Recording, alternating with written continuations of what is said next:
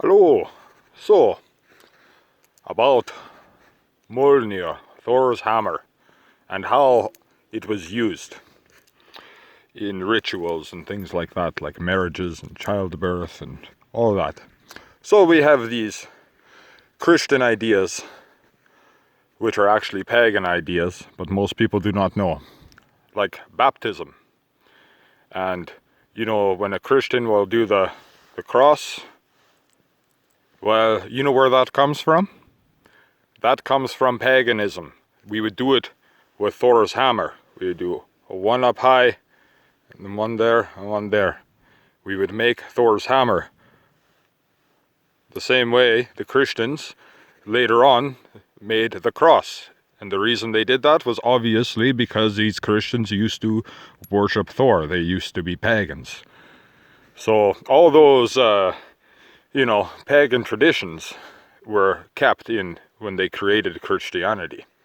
So whenever a baby was born, they would put the hammer and pour water over the baby's head, and as the water was being poured over the baby's head, they would do the hammer over the shape of the baby's body, and that was to drive in boundary stakes, they would call them.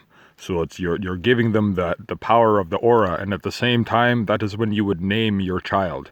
You'd be driving in the boundary stakes of the child, which were never to be removed. But of course, Christianity, they come and they do their cross thing later on, and that was their way of removing Thor's boundary stakes if you were born a pagan.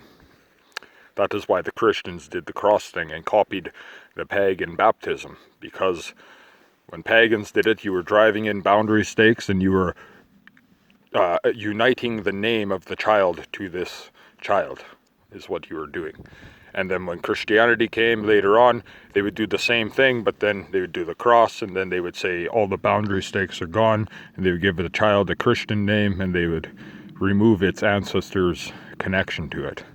And removing the boundary stakes is what Christianity would do. So that is the reason why they would do that also. And you know how you do it even at marriages? You do the thing in marriages. We would do the same thing with the Thor's hammer at marriages.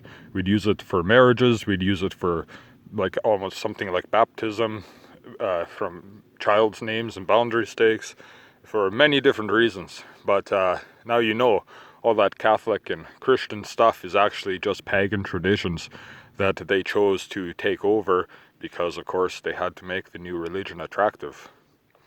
I mean, when you're going around killing everybody, telling them to convert or die, I mean, if you don't have something that is at least similar to what you are taking them away from, there's no way you're ever going to convert people. But yeah, so that is a bit about Thor's hammer and the cross. How the cross and all that is just a big copycat of what we pagans originally did anyway, with the water over the head. Same thing, you know, when you rent a new home or you buy a new home and you call the priest over, and then they do the thing with the holy water and the cross all over, and they go in every room of the house and they do that. Well, that is what pagans would do. They would build or buy a new home or a new cave or whatever, and they would go with the Thor's hammer and they would make sure that it was protected and no, negativity or anything like that in the home. So all those traditions that we always think of as Christian and Catholic traditions are actually pagan traditions that were done with the Thor's hammer, Mjolnir. So just remember, that is completely how made up Christianity and Catholicism is.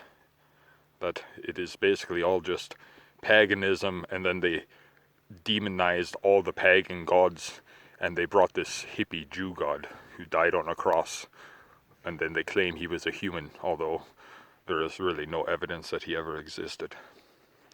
So that is a bit about Mjolnir the hammer and pagan traditions in Christianity.